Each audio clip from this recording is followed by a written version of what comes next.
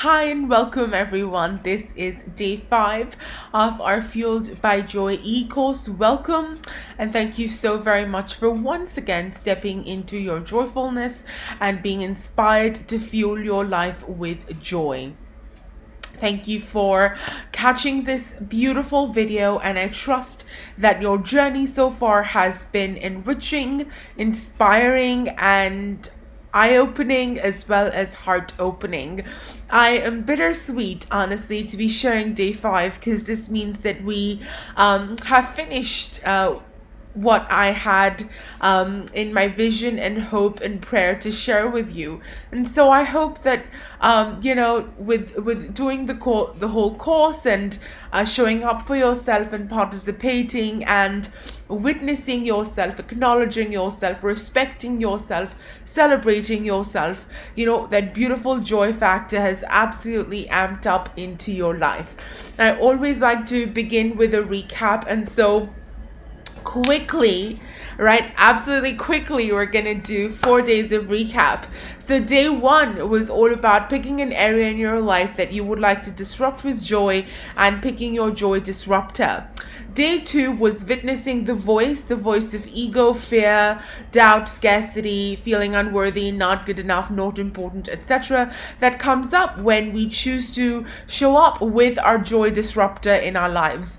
So it was about being kind, being compassionate, being open, being gentle, being tender with yourself, and not truly going into battle mode and conflict mode with the voice. Day 3 was about acknowledging the physical sensation of joyfulness in your body and simply noticing what it feels like as you commit to joy and begin to drop joy bombs into your life. And the 4th day, yesterday, was all about honoring our decisions and honoring our yeses and our nos and making sure that our yes and nos are sacred.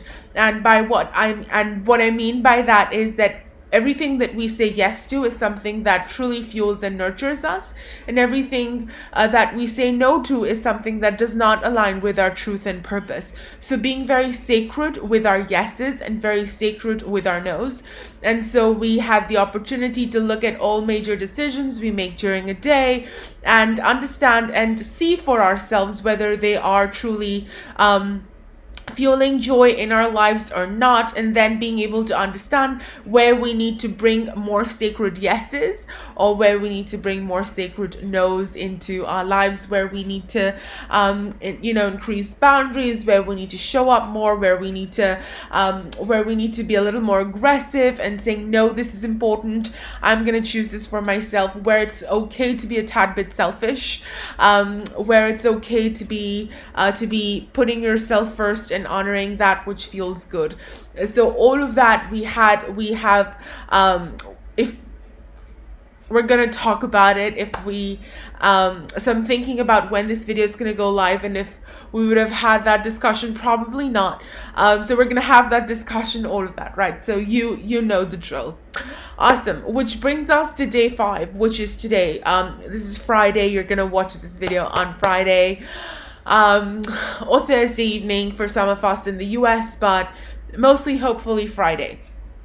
Right, so today I want to talk about synergy, all right, and I want to talk about how joy is infectious in life, and I think a lot of you have already started experiencing it, where in the beginning of the week you chose one area in your life that you would like to disrupt with joy. Once you choose to begin to disrupt with joy, you're now seeing that this joyful essence is now pitching in different areas in your life. So for example, if you chose to bring joy into your personal life, into your relationship with yourself, or maybe your relationship with your parents, or maybe your relationship with money, or maybe your relationship with your work, or maybe your relationship with your hobby or something you want to pursue as a career, etc.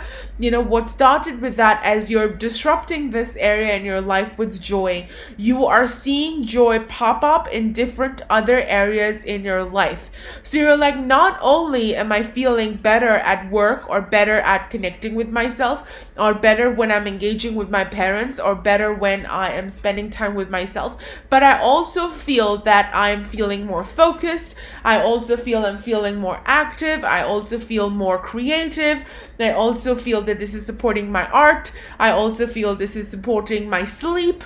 I also feel this is supporting how I interact with my children, and all different ways, right? So you're seeing that even though you selected one area in your life that you would really like to disrupt with joy, once you are disrupting your day-to-day with joy disruptors, with those activities that truly align with joy and truly align with that which feels good to you, you're seeing how other areas in your life are starting to see a difference, right? So you are seeing how other interactions are beginning to shift, how your energy as a whole is beginning to shift. And we started off in this discussion that, on Monday, I remember talking about it, that, we like to segment our life, and we like to say, well, this is personal, this is professional, this is career, this is spirituality, this is work, all of that. We like to segment life like in a pie chart. We segment different pieces and slices of life, but truth is that everything works as a big whole. And so when you start sort of disrupting one area in your life, it sort of spreads automatically to other areas in your life, and suddenly you see joy bursts sort of coming through in other parts of your life. So I'll give you my example that when I started disrupting my physical movement with joy, so I was at the gym, I was hitting it, not very happy with it, so I disrupted it with movement with Koya. You know what that did to me? Not only did I feel more joyful about my physical movement and bringing more physical movement and exercise in my life through dance, not only did it disrupt with joy, but I also found the courage to take decisions that really fueled me. So since having Koya in my life, I have traveled to Costa Rica, I have traveled to Iceland, I have traveled to New Zealand, I have traveled to Bali, and I've traveled to Hawaii, and I've traveled to Dubai, and I've traveled to these different countries because I'm led and fueled by this joy. So this joy, which started in terms of physical movement in my life, spread in such a way that I brought joy to my work. It gave me the courage, it gave me the strength that I needed to follow that which feels good to me. And so it shaped the way I show up in the world and in my work. I am going to Fiji, I'm going to Costa Rica once again. I'm going to Peru in June this year. So, what started as one small step way back in 2015 when I found Koya and disrupted physical movement in my life with movement, with Koya, has now trickled to how I show up for myself in my work in the world, for my purpose, for my life purpose, for my life mission, for my soul's mission, etc. So I really love seeing how we start with one area in our lives and we're like, this is what I want to disrupt with joy. But then as we add fuel to that and we continue to disrupt, we see joy bursts in other areas in our lives. And for me, the greatest impact that made was with my work, right? So as I fueled my physical movement, physical exercise with joy, it made a direct impact on my work in the world, my life purpose, my passion, what I wanted to follow. And suddenly that became extremely joy driven as well for me. And I just stopped doing that which did not bring me joy. So what I want to share with you today is that joy never stops in just one area. All right, even though you start with one, you will find that joy finds itself through in different areas in your life. So today, the task and the invitation for you is to witness what other areas in your life are being infected with this beautiful, joyful energy. All right. So although you started with this bringing joy to a particular area in your life, you're also noticing greater joy in other areas in your life. And think about one other area in your life that you're definitely seeing this in. All right. So, for example, you can say, well, like when I started, I really wanted to bring joy into my relationship with myself. But now what I see is that I'm more joyful when I'm in my work as well. Or you can say, well, I definitely wanted to bring joy into my relationship with myself, but now I see that my relationship with my kids and or my parents has significantly changed as well, because there's joy fueling up in those relationships. So basically, notice one other area in your life that is directly being impacted by this joy disruptor. So you have this joy disruptor activity, that which you are doing to disrupt this particular area in your life with joy, that which you chose for yourself on Monday. But now, having done it for a couple of days, you can see that there are other areas in your life that are also being fueled by joy. Although you're not right now currently doing anything directly to fuel that area with joy, it is almost like an after effect. It's like not so your joy disruptors effect, your joy disruptors ability to create joy is not only limited to the area which you specifically chose in the beginning of the week, but it is also supporting you in another area in your life that you can witness for yourself, that you can see that, yes, now I'm feeling more focused. Yes, I'm not, being able to sleep better. Or yes, I was able to have a conversation with a tough person in my life without losing my head over it, etc., etc. So today's task and today's invitation is to see what is the one other area in your life which is significantly seeing a boost of joyfulness because of what you've started doing for yourself. So you have one other area in your life that you can now witness and see that, yep, there is definitely more joy in here than when I started, and you haven't directly worked on it, right? It's an after effect. It's like the spread of joy has brought you here. So first of all, figure out or understand or witness for yourself what the second area in your life is. So for me, it was my purpose, like my work in the world, like what I was going to do as my work in the world. That was like physical movement directly impacted my life purpose. Right? That's where I wasn't even looking at life purpose. I was looking at physical body. I was looking at changing the frustration that came from going to the gym. Like, that's what I wanted to change. Like, I didn't want to go to the gym. It was frustrating. And my relationship with my body was what I was really looking to bring joy into. And what it ended up doing was that it filtered through into purpose. Now it's like, hold on, I can see a link between my joy in my physical body and my life purpose. I was able to see this link, that, hold on, these two are linked. How I feel in my physical body is linked to how I'm showing up for my life purpose. All right. So you can find this link for yourself, and you will, as you witness this more and more, you will find this link for yourself, that you started with one particular area in your life, and then you thought of bringing joy into this one area in your life. And as you did this, the second area in your life also started seeing the after effects of that joyfulness. So now you can link these two areas, is what I'm getting at. You can link these two areas. So you started with, say, joyfulness in your creativity. It's going to joyfulness with your relationship with your kids. You maybe started off with joyfulness in your finances, and you have indeed seen a spark of joy in your interpersonal relationships.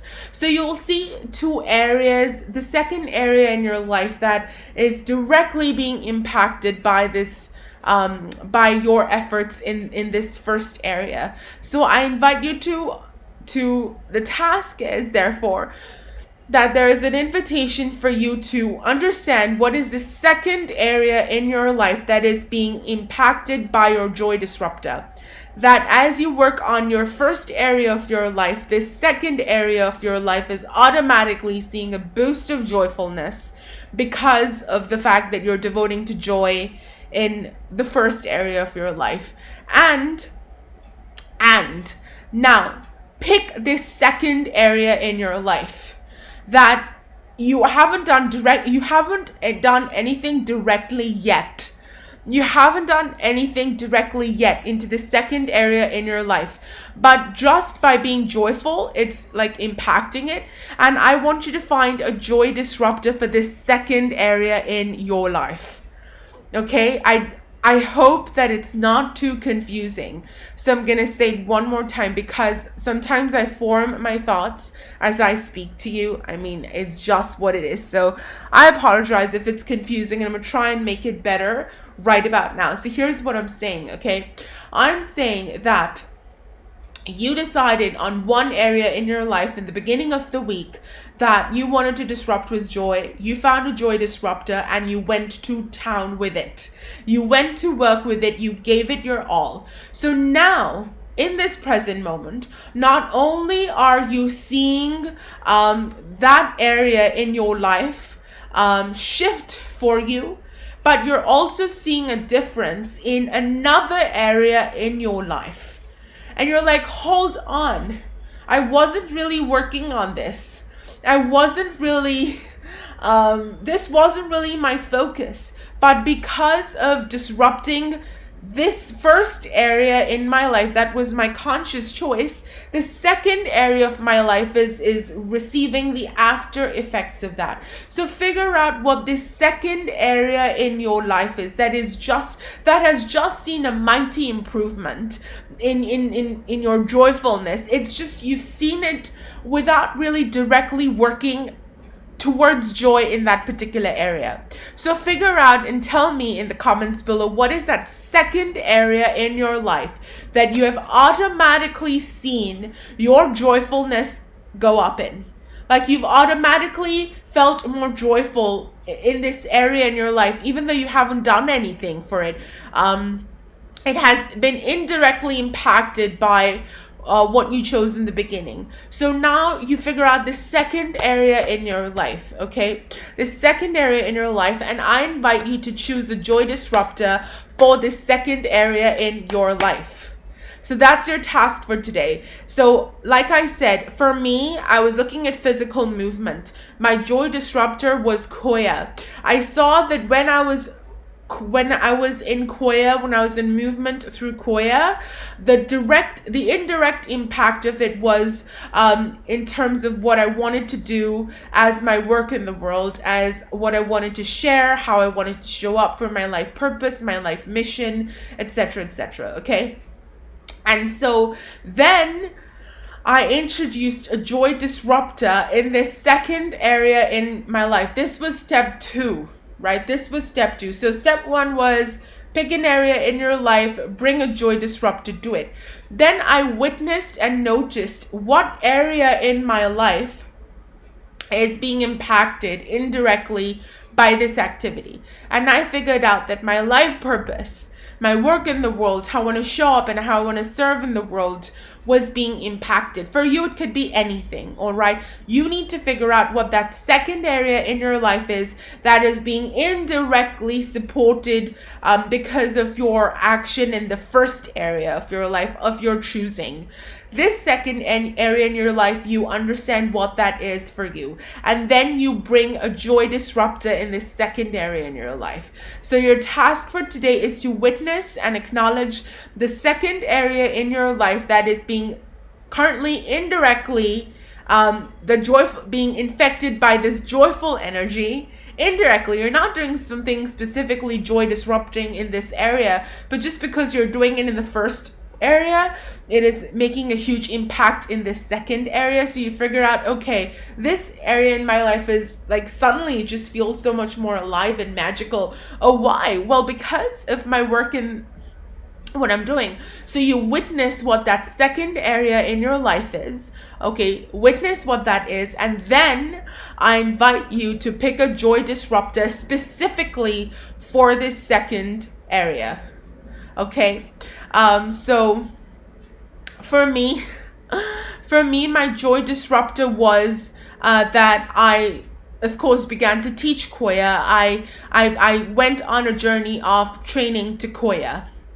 All right, so in my life purpose and in my how I wanted to serve, I was like, I'm gonna bring joy disruption to this. So this movement thing that I was practicing because I wanted to feel good in my body, like it made me feel so alive in like my purpose in serving, that I chose to learn Koya, so that now I teach Koya. But but I don't want you to get fixed on, well, it was Koya and Koya. That's not what I want you to get fixed on. What I want you to understand is that I invite you to pick a joy disruptor for the second area in your life. For me, that joy disruptor was learning Koya. So it was another 3 years, another 2 years at least, another 2 to 3 years of going into learning mode again. All right, so for me, my joy disruptor was, okay, go back to being a student. It's gonna look like another thing for you, of course, but the invitation is that you figure out the second area in your life that is currently being indirectly joy infectious, and figure out one joy disruptor for the second area in your life, and then commit to that as we move forward. So we're going to talk more about this. Of course, we're going to talk about it on Saturday, because Friday's live interaction is going to be looking at Thursday's sacred yeses and nos. But I'm going to find you on Saturday, and we're going to talk about this, and we're going to talk about how we move forward with this. So thank you once again for being here. Thank you for watching the video. Tons of love, and I'll see you soon. Goodbye.